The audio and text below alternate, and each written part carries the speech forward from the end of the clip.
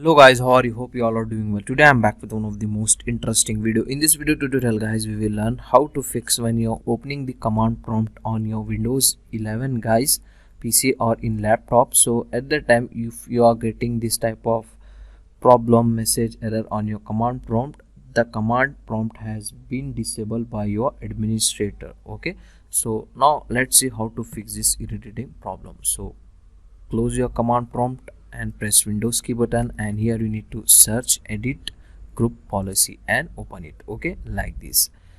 After opening guys, here in the left panel you can get the option user configuration. Extend this and extend administrative templates, and then you need to select system from the options, and in the right panel you need to open prevent access to command prompt. Just double click and open it like this, and here you can get the three options: not configure, enable and disable. You need to select not configure or disable option. From here just click on apply and then click on OK, and now you can close the settings, close the group policy, press Windows key button, and then here you need to search command prompt and open it. Now it will not show you any error message, as you can see guys in my screen. So this is the way to fix this problem. So that's it for today guys. Hope you enjoy this video. If you enjoy, please guys like, share and subscribe to our channel. Thank you very much.